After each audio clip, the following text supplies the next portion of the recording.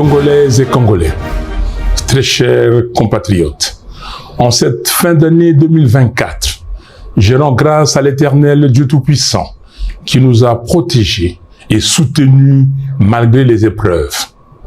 Malheureusement, beaucoup de nos compatriotes nous ont quittés à cause de la maladie, des accidents, de la pauvreté ou encore des violences causées par les groupes armés, notamment les supplétifs de l'armée rwandaise, appelée M23, et certaines milices exploitant nos richesses naturelles.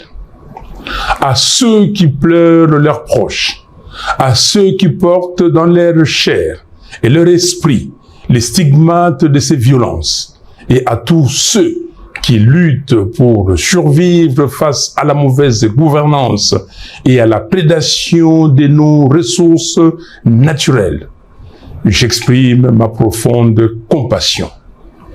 Que Dieu se souvienne de chacun d'eux et répande sa miséricorde sur tout notre peuple. Je rends un hommage émouvant à mon directeur de cabinet, Jean-Claude Mwalimou Solo Sabiti, que Dieu a rappelé à lui le 23 octobre dernier. Mes très chers compatriotes, notre pays traverse une période sombre, marquée par un désordre savamment orchestré depuis les hold-up électoraux de 2018, suivi par les simulacres d'élections de 2023. Toutes les contrées du pays sont en proie à un recul social. La situation désastreuse du Grand Kasaï, courageusement décrite par les gouverneurs du Kasaï central, l'archevêque de Kananga et l'évêque de Mweneditu, illustre la détresse de notre pays tout entier et une absence de vision qui conduit les pays lentement mais sûrement vers un suicide collectif. Le bilan est accablant. Ce n'est pas une opinion, c'est un constat qui s'impose. La corruption et les vols gangrènent nos institutions. Les défis de la RDC sont multiples et requièrent une mobilisation méthodique des ressources de l'État. Hélas, des milliards de dollars sont détournés à travers des projets fictifs et des contrats léonins. Les ressources du peuple sont dilapidées et les faits de corruption sont tellement légion que beaucoup ne s'en émeuvent plus. Le banditisme d'État d'une minorité prédatrice et les trains de vie surréalistes des institutions doivent interpeller chaque Congolais. Il s'agit là de votre argent, gagné à la sueur de votre fonds. Indignez-vous. Aux voleurs en col blanc, tapis dans les institutions, je vous renvoie à Dieu et aux images des fins de règne des régimes qui affament leur peuple et vivent dans l'excès aux frais du contribuable. Cette absence totale de rigueur dans la gestion du trésor public accentue le problème auquel nous faisons face. La sécurité est inexistante. Le M23 contrôle plus de 130 localités au nord Kivu. Je répète, 130. Les ADF continuent leur massacre à Beni, Butembo, Lubero, Irumu et Mambasa.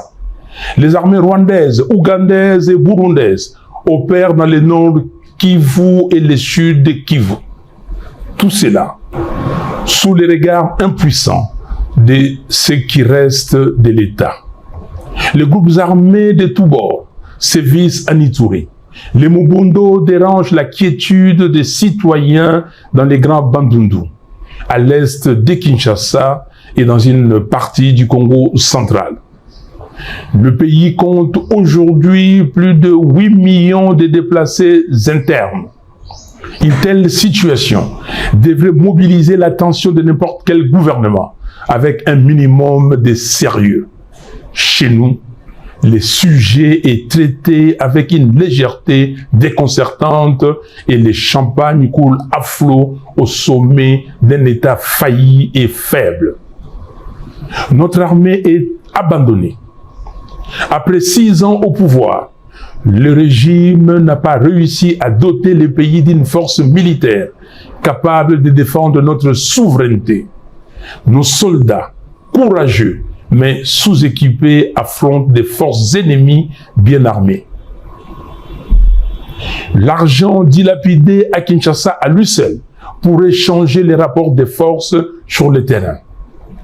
La diplomatie est défaillante face aux manœuvres de Paul Kagame et à ses accusations mensongères contre notre pays. Le gouvernement brille par son absence de stratégie et d'action de dissuasion concrète. Nous sommes réduits à des slaves lyriques qui frisent la comédie et dénotent un manque de sérieux qui rassure l'ennemi sur les faibles capacités intellectuelles de son adversaire. Aujourd'hui, la faiblesse diplomatique de la RDC a réussi à ancrer dans l'opinion internationale l'idée selon laquelle les FDLR seraient une responsabilité congolaise. Pourquoi le gouvernement congolais ne demande-t-il pas à M.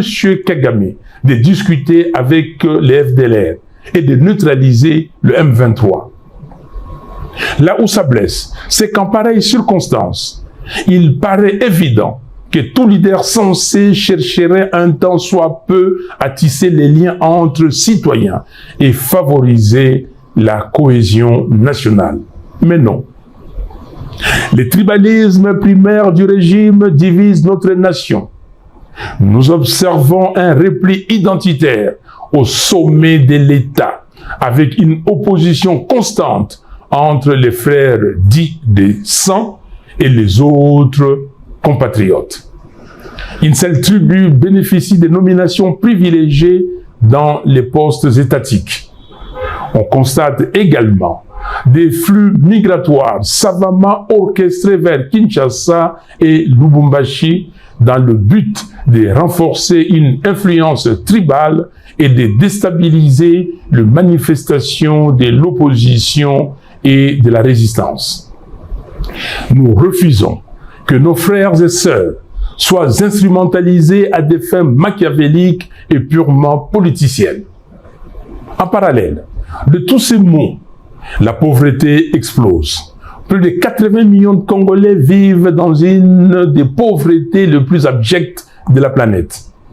Depuis 2019, la dépréciation du franc congolais a considérablement aggravé la situation, rendant la vie insoutenable pour les familles congolaises. Le constat est sévère. L'éducation et la santé s'effondrent. Les grèves des fonctionnaires, des médecins et des enseignants se multiplient. La gratuité de l'enseignement demeure un mirage. Le chômage est à son comble. La jeunesse abandonnée à elle-même voit son avenir compromis. Suite à cette défaillance éducative et à l'éclatement du contrôle parental qui en découle, les banditismes urbains prospèrent. Les Kuluna et autres gangs terrorisent nos villes. Pire, ces jeunes sont souvent instrumentalisés par le pouvoir pour mater la résistance politique. Les infrastructures sont en ruine. Les routes de desserte agricole sont impraticables, ce qui accentue l'exode rural. L'exploitation illégale de nos ressources naturelles ne cesse d'empirer. À Kinshasa, capitale de 17 millions d'habitants, les embouteillages et les bouchons pourrissent la vie des citoyens et la moto est devenue le principal moyen de transport. Les coûts en termes de perte de productivité se chiffrent par centaines de millions de dollars. Encore une fois, il ne s'agit pas là d'une opinion. Chaque Congolais constate ces réalités dans sa vie quotidienne. Les droits humains sont piétinés. Les opposants, activistes et journalistes sont enlevés, arrêtés et emprisonnés arbitrairement. Pour preuve, le 10 septembre dernier, Monsieur Jures Manzanza, membre de l'ESID, a été lâchement abattu par un policier devant le siège du parti et son corps est encore à la morgue. Aussi, 3 membres du parti, Madame Aimé Tabala, Monsieur Océan Lusanga Moulopo et Pierre Ngadiadia ont été enlevés le dimanche 22 dernier pour une destination inconnue jusqu'à présent. Face à ces bilans désastreux, l'honneur aurait depuis longtemps imposé la démission.